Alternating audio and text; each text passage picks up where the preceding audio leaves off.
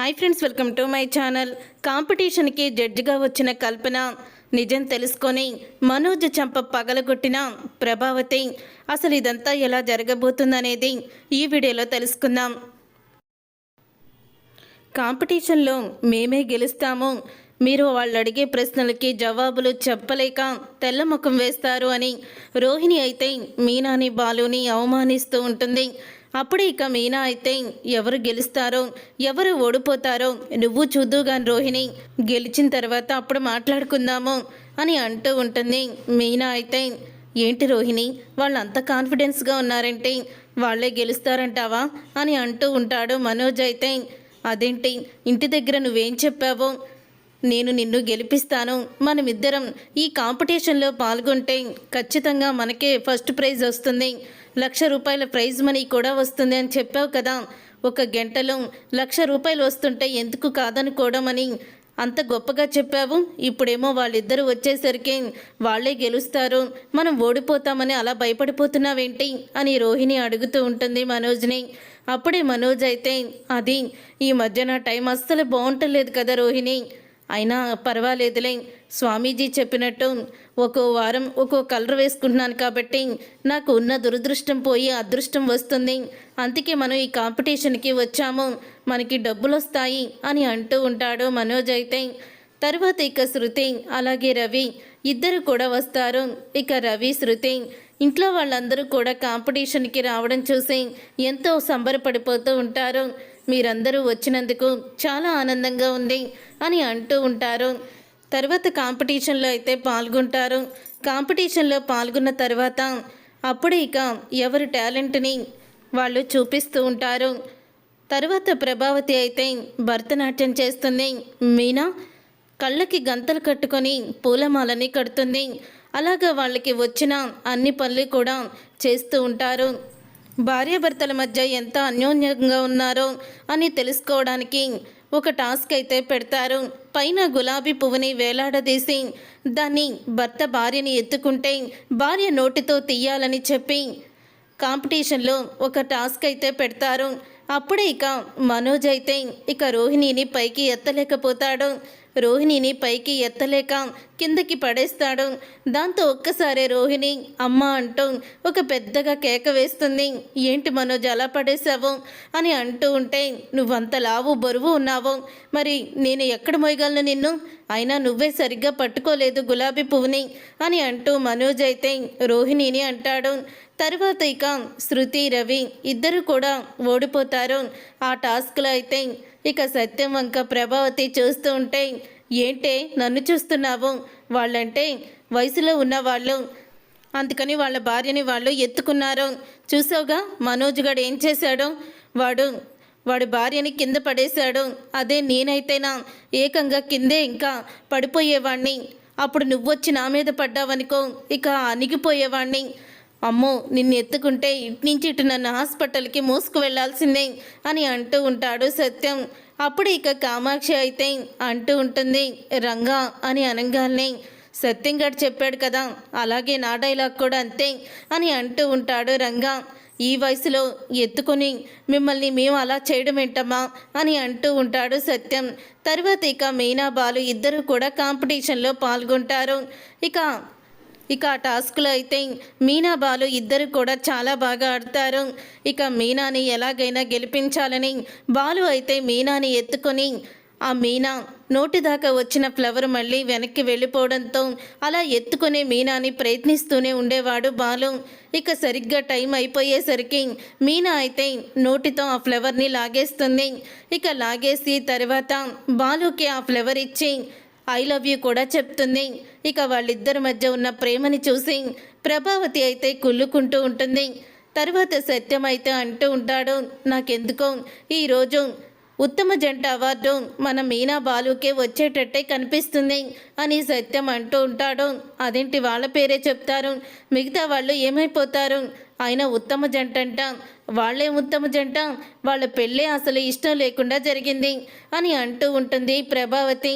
పెళ్ళి ఇష్టం లేక జరిగిపోయినా తర్వాత ఒకరినొకరు అర్థం చేసుకొని ఒకరినొకరు విడదీయలేని బంధం వాళ్ళ మధ్యలో ఏర్పడింది అని అంటూ ఉంటాడు సత్యం. అయితే ఇప్పుడు కాంపిటీషన్ అంతా కూడా పూర్తయింది. ఈ కాంపిటీషన్లో ఎవరు గెలిచారో ఎవరు ఓడిపోయారో ఇప్పుడు అనౌన్స్మెంట్ చేస్తారు అని యాంకర్ అయితే చెప్తూ ఉంటుంది. అప్పుడు ఇంకా యాంకర్ అలా చెప్తూ ఉండంగానే అందరూ కూడా చాలా టెన్షన్ పడుతూ ఉంటారు. రోహిణి మనకే వస్తుంది ఖచ్చితంగా అని అంటూ ఉంటాడు మనోజ్. అయితే ఇక్కడ చాలామంది చాలా బాగా ఆడారులే, నీకులాగా నన్ను విరుగు కొట్టలేదు ఎవరు కూడా భార్యల్ని అని అంటూ ఉంటుంది రోహిణి. తర్వాత ఇక అనౌన్స్మెంట్ చేసేస్తున్నాం, ఈరోజు ఉత్తమ జంట అవార్డు గెలుచుకుంది మాత్రం మీనా బాలునే అని అంటూ ప్రకటిస్తారు. అది వినియాక అందరూ కూడా షాక్ అయిపోతూ ఉంటారు. ఇక సత్యం, రవి, శృతి అయితే గట్టిగా క్లాప్స్ అయితే కొడుతూ కంగ్రాచులేషన్ చెప్తూ ఉంటారు. ఈరోజు జడ్జి గారు అడిగిన ప్రతి ప్రశ్నకి కూడా చాలా బాగా సమాధానం చెప్పారు. భార్యాభర్తల బంధం అయితే ఎలా ఉండాలో దానికి అర్థం కూడా వీళ్ళు చాలా బాగా చూపించారు.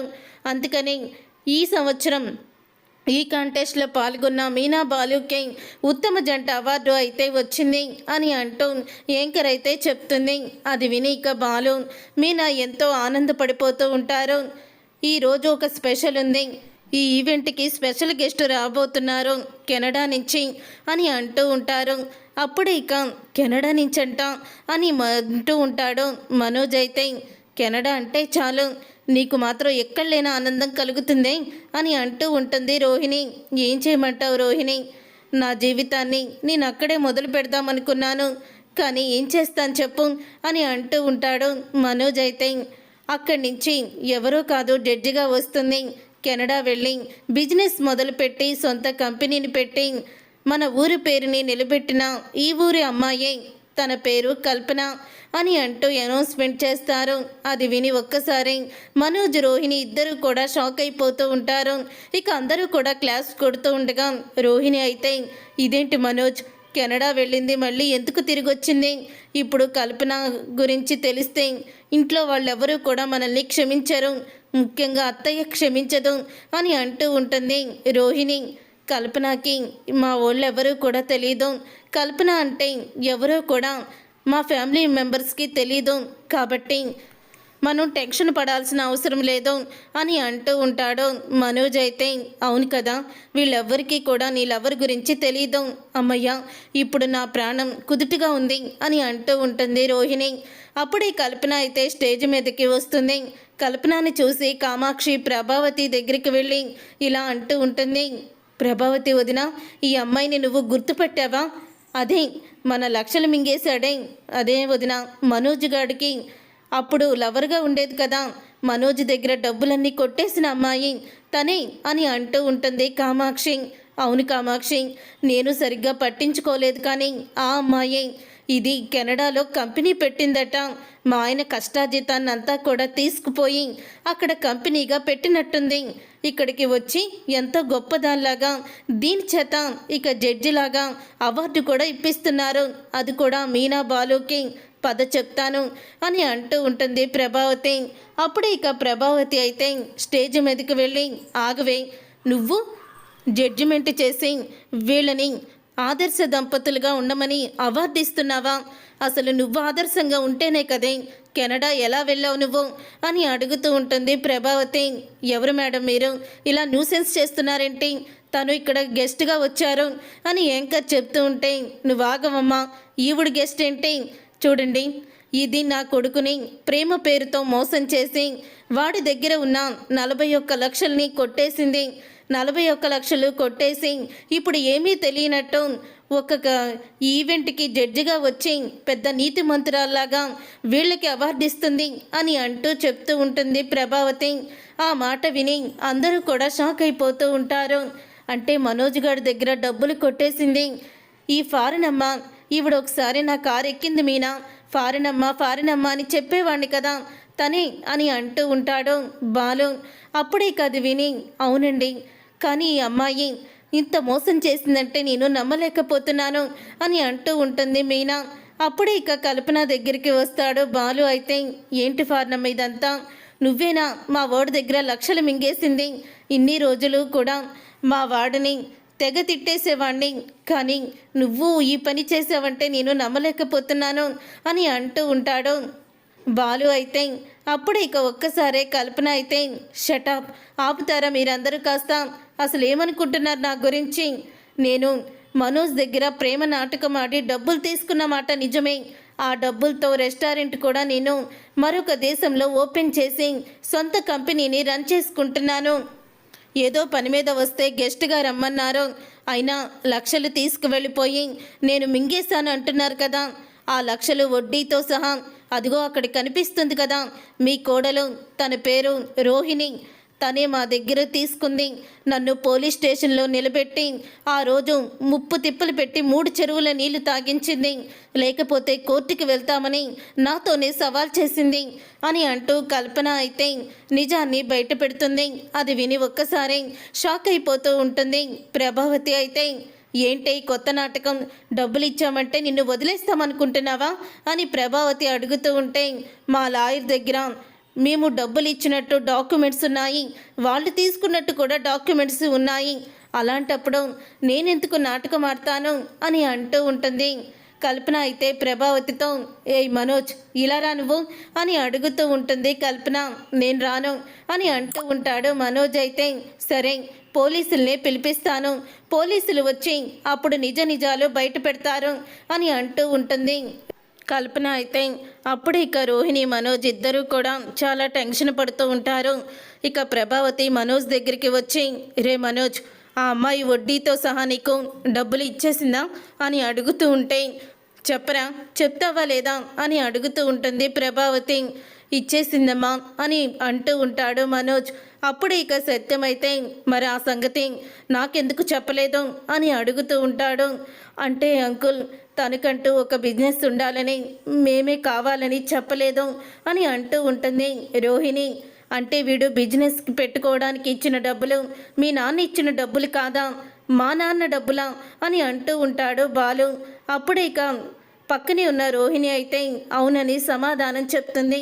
ఇక అలా చెప్పేసరికి ఒక్కసారే ప్రభావతి కోపంతో రగిలిపోతూ మనోజ్ చెంప పగలగొడుతుంది. రే ఏంట్రా, నీ దగ్గర అన్ని లక్షలు తీసుకొని ఆ రోజు మీనా నగల్ని తాకట్టు పెట్టి నాకు 4 లక్షలు కావాలని చెప్పి నన్ను నిలదీశావు అని అడుగుతూ ఉంటుంది ప్రభావతి. అప్పుడే ఆ మాట విని మనోజ్ అయితే, నన్ను క్షమించమ్మా, నేను బిజినెస్ పెట్టుకోవాలని రోహిణిని నాకు ఈ ప్లాన్ చెప్పింది. తర్వాత వడ్డీతో సహా వాళ్ళ డబ్బులు ఇచ్చేద్దాము. ఇప్పుడు మీ నాన్నగారికి డబ్బులు ఇస్తే రవికి బాలుకు కూడా వాటా ఇస్తారు, అప్పుడు మన వాటా తగ్గిపోతుందని చెప్పింది. అదేదో కరెక్ట్గానే ఉంది కదా అని నేను ఒప్పుకున్నాను అని అంటూ నిజాన్ని బయట పెడతాడు. అప్పుడు ఇక అంటూ ఉంటుంది ప్రభావతి, ఛీ, నువ్వు ఇంత మోసం చేస్తావని అనుకోలేదు. మీ నాన్న పంపించాడంటే ఇక నేను మీ నాన్న గురించి అడగడం మానేస్తానని భలే డ్రామా ఆడావే నువ్వు అంటూ పక్కనే ఉన్న రోహిణిని కూడా చంప పగలగొడుతుంది ప్రభావతి. చూసారుగా ఫ్రెండ్స్, రాబోయే కథలో ఖచ్చితంగా ఇలాగే జరగబోతుంది. మరి ఇలాగే జరగాలని మీరైతే కోరుకుంటున్నారా?